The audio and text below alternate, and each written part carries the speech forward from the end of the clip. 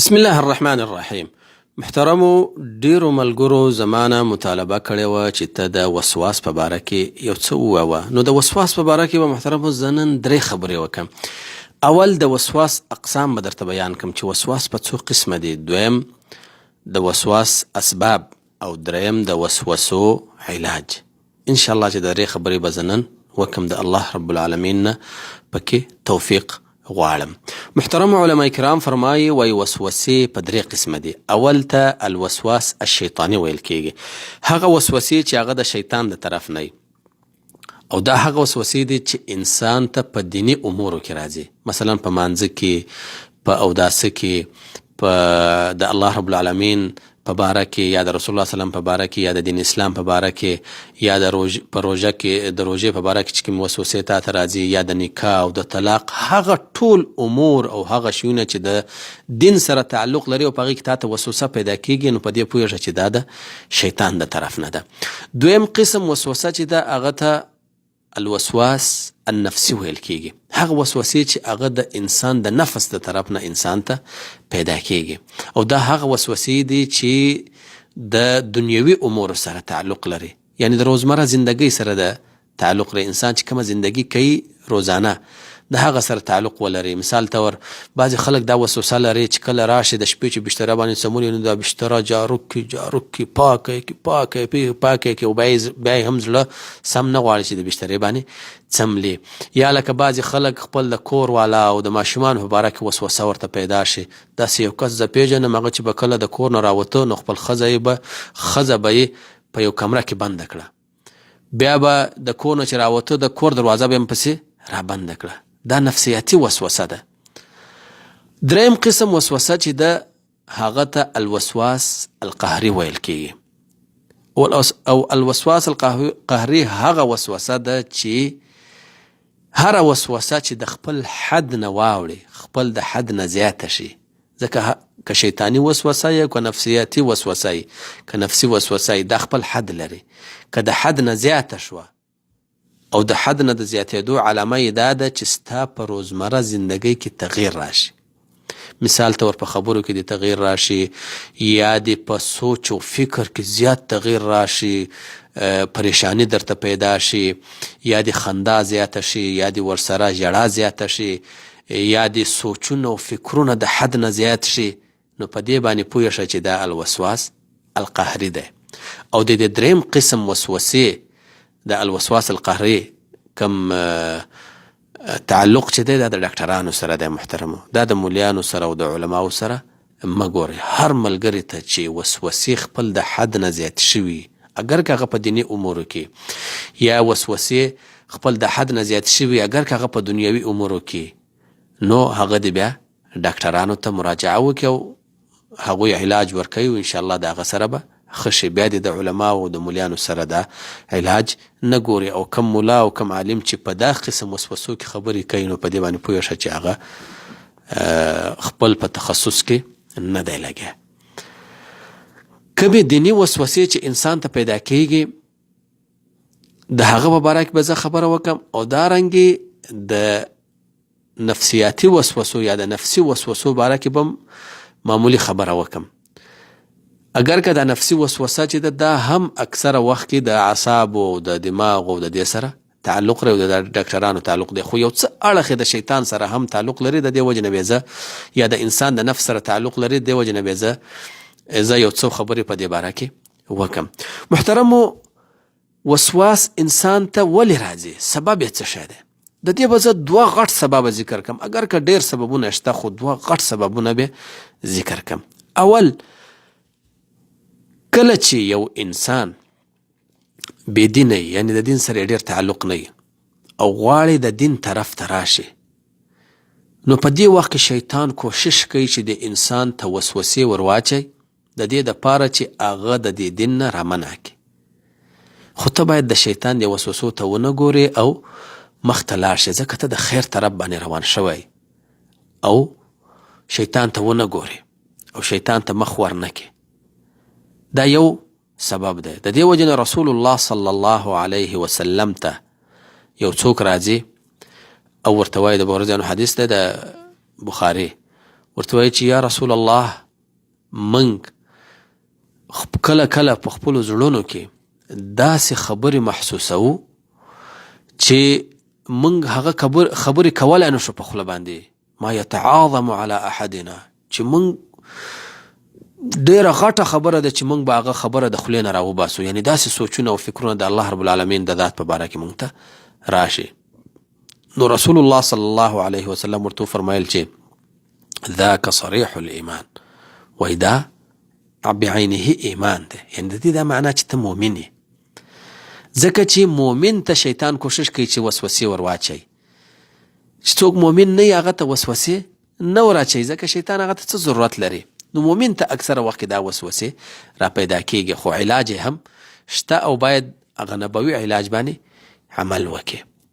دویم سبب د وسوسو چې د محترم او دا ډیر مهم دی، او دا دواړو د که نفسي وسوسې او که دیني وسوسې د دې دواړو سره تعلق لري.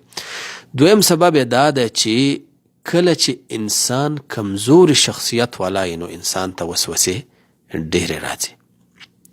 ته به ضرور وایه چې کمزوري شخصیت والا نه به هغه څوک مراد دی چې هغه د جسم نه کمزوری، نه، اگر که د جسم نه به ډیر قوي، خو بعضې خلک کمزوري شخصیت والا او د کمزوري شخصیت والا څو علامې دي. اول، رسول الله صلی الله علیه وسلم دا ذکر کړی ده. رسول الله صلی الله علیه وسلم فرمایي وایي لیس الشدید بالسرعه انما الشدید الذي يملك نفسه عند الغضب. وایي پهلوان هغه نه دی چې هغه په پهلوانۍ کې چې یو څوک راغزار کوي یا یو څوک راڅملی هغه پهلوان دی، بلکې پهلوان هغه دی چې هغه د غصې په وخت کې ځان کنټرولوي. نو که چیرته د غصې په وخت کې تا ځان نشو کنټرولولی نو په دې باندې پوه شه چې ته د کمزوري شخصیت خاوند دی. دویم، که چیرته ته د همت او قوي ارادې والا نه وي نو په دې باندې پوه شه چې ستا شخصیت کمزوری دی. بعضې خلک دومره همت نه لري او دومره اراده نه لري، بازار ته لا یوازې نشي تللی، هیڅ کار یوازې نشي کولی. که ورته ووایه چې ورشه دا پلانکی شی د بازار نه راوړه، زه به څنګه لاړ شم، هیڅ اراده او استقلال په دې انسان کې نه وي. دا د کمزوري شخصیت علامه ده. دریم، کله چې ته په زندګۍ کې یو غټ هدف ونه لرې نو په دې باندې پوه شه چې ته د کمزوري شخصیت والا یې. که چیرته ستا هدف کور و، واده و، موټر و او د روزمره زندگی تیرول و نو په دې باندې پوه شه چې ستا شخصیت قوي نه دی او شیطان په تا باندې زر تاثیر او خپل تسلط راوستلی شي. ښه، علاج یې څه شی دی د وسوسو؟ اول علاج یې دا دی چې خپل شخصیت قوي که. کله چې ستا شخصیت قوي شي شیطان تا ته زر نشي راتللی. د غصې په وخت کې ځان کنټرول که، او دا ستا په لاس کې ده. ځکه رسول الله صلی الله علیه وسلم ته یو سړی راځي او انشاءالله که چیرته بل وخت الله رب العالمین توفیق راکړي په دې باره کې به زه خبره وکړم چې په غصه کې انسان څنګه ځان کنټرولولی شي. د غصې په وخت کې یو سړی ورته راځي وایي ما ته وصیت وکړه، هغه ورته وایي چې لا تغضب، ته مه غصه کېږه. او دا واوره کله چې شارع یا رسول الله صلی الله علیه وسلم یو چاته د یو شي امر وکړي چې ته مه غصه کېږه نو هغه کار ده په کنټرول کې هغه انسان کولی شي. ځکه لا یکلف الله نفسا الا وسعها، کم شی چې ستا په وس کې نه وي په هغه باندې الله رب العالمین انسان نه مکلفوي. دا یوه. نو ځان د قوي شخصیت والا که په دې چې غصه کنټرول که. دویم، ځان د قوي شخصیت والا که او د ځان دپاره یو غټ هدف وټاکه په زندګۍ کې. د موټر او پیسې او کور او واده او ملګري او د روزمره ښه زندګي تیرول، خوراکونه کول، دا هر څوک کوي. دا په دنیا کې ډېر په میلیونو خلک شته چې دا کارونه کوي. خو چې څوک غټ هدف لري چې زه به په جنت کې ځان دپاره غټ مقام ګټم، زه به د دې دین خدمت کوم، زه به خپل د قوم او د مجتمع او د ملک خدمت کوم، زه به د انسانان او د مسلمانان را بیداروم او په دوی کې به یو بیداري را پیدا کوم. د دې هدف والا انسانان ډیر کم دي. ته د ځان دپاره داسې یو هدف وټاکه، زه به د یتیمانو کفاله کوم، زه به د کونډو د زړه درمل ګرځم، زه به د مظلومانو دفاع کوم، زه به د کونډو رونډو سره او دارنګې د مسکینانو سره او دارنګې د هغه خلکو سره چې هغه څوک نه لري د هغوی سره به ښه کوم، د هغوی دفاع به کوم. دا هدفونه چې کله د ځان دپاره وټاکې نو یقینا چې ستا شخصیت قوي کیږي. دریم، د ځان نه یو غټ همت والا شخصیت جوړ که. په ځان کې سستي مه پرېږده.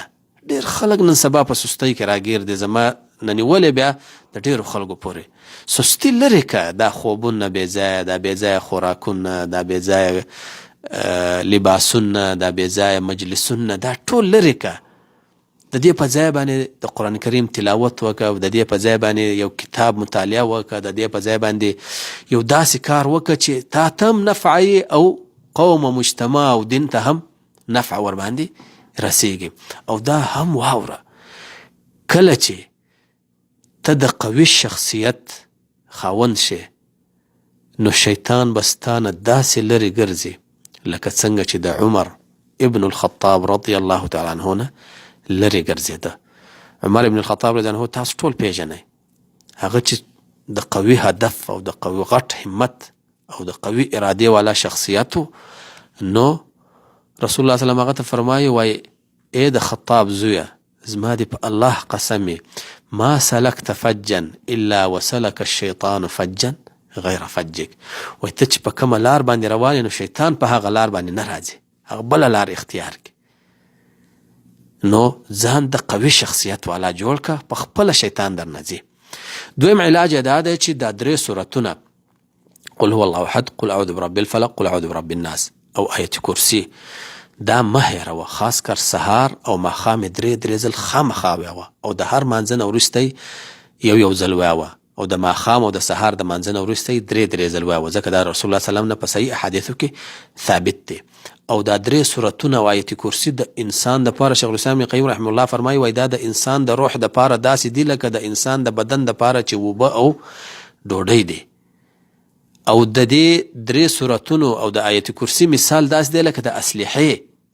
کله چې ستا سره اسلحه نه وي او دفاعي سیستم پروګرام نه وي در سره، نو بیا شیطان په تا باندې زر اټیک او حمله کولی شي. خو که چېرته ستا سره دفاع و، ستا سره اسلحه و، هغه بیا تا ته نشي راتلی. دریم، هر کله چې دریم علاج دا دی، هر کله چې تا ته شیطان وسوسه در واچوي نو شیطان ته په هغه وخت کې جواب ورکړه. مثال طور درته ووایي چې ستا مونځ ونه شو، ورته وشو. درته ووایي چې ستا اودس نه دی شوی، ورته وشو. درته ووایي چې ستا ښځه طلاق شو، ورته نه ده طلاق.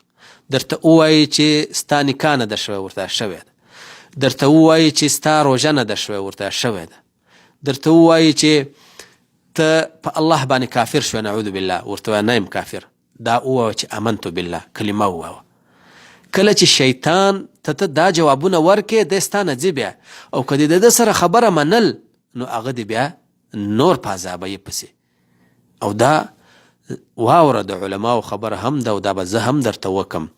کله چې تا ته د وسوسې تکلیف پیدا شي نو چې ته هر عمل کې هغه الله رب العالمین ستانه قبلوي. مثال طور تا منځ وکړه، اگر که دا منځ تا په حقیقت کې هم ناقص کړی، خو بیا هم الله رب العالمین ستانه قبلوي. او دا ځکه چې یو څو وخت به ته دا منځ داسې وکې، خو یو څه وخت وروسته به بیا ستانه دا وسوسې لاړې شي. او که چېرته دې د شیطان سره دا خبره ومنل چې رښتیا هم دا منځ ما ناقص کړی دی، او دا اودس مې ناقص دی، او دا ښځه مې طلاق شوه، یا نکاح مې نه ده شوی، یا روژه مې داسې شوه، نو بیا شیطان ورځ په ورځ درپسې در وړاندې کېږي، او بیا حالات درته نور خرابوي، او د دې دین نه د نفرت پیدا کوي. ځکه چې یو څوک 10 ځله 8 ځله 6 ځله مونځ کوي، نو ضرور بیا د دین نه نفرت پیدا کېږي.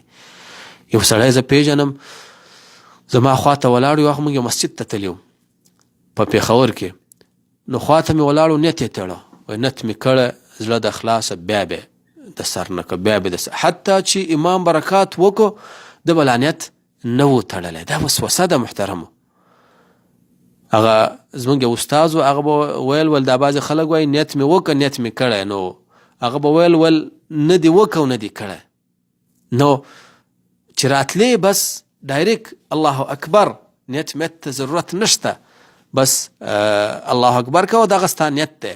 او په مانځه کې ورځه، او مانځه کې چې هر څه شیطان وسوسې درته راولي، 3 ځل په چپ طرف باندې یا په ګس طرف باندې لاړې توکه، او اعوذ بالله وایه 3 ځل، او شیطان ته ټیم مه ورکوه. دا یې ښه علاج دی. څلورم علاج دا دی چې ته باید اذکار د سهار او د ماښام کوم اذکار چې د رسول الله صلی الله علیه وسلم نه ثابت دي او دارنګې د بیت الخلا اذکار شو، د مسجد ته ننوتلو، د خوب او داسې د کور نه د راوتلو، دا باید ډېر وایه، دا مه هېروه، دا یې زده که او وایه او د قرآن کریم تلاوت ورسره کوه. اگر که د ورځې یوه صفحه یا 2 صفحې یا 3 صفحې دا قرآن کریم مه هېروه، ځکه قرآن کریم تا د شیطان نه ساتي. او پنځم او آخري علاج یې دا دی چې مخکې ما په یو بیان کې ویلي هغه دا چې د ورځې خامخا 100 ځل دا وایه دا کلمه او دا دعا، لا اله الا الله وحده لا شریک له له الملک وله الحمد وهو على كل شيء قدیر. دا چې 100 ځل ته وایه نو الله رب العالمین تا د شیطان نه ساتي او دا وسوسې دي خپله ختمیږي. او آخري کې خبره دا کومه چې هره وسوسه چې تا ته راشي دا د یو وخته پورې او وروسته خپله ختمیږي، زیاتوه یې مه. که دې زیاته کړه نو په دې پوه شه چې بیا په وسوسو کې که یو ځل ورننوتلې بیا راوتل ډېر مشکل کار دی. اگر که ورننوتلی هم یې خو ختمې که دا وسوسې، اراده وکړه چې زه به دا وسوسې ختموم، په خپله ختمېږي. که دې اراده ونه کړه د ختمېدلو نو په مشکله به ختمېږي. الله رب العالمین دې د عمل کولو توفیق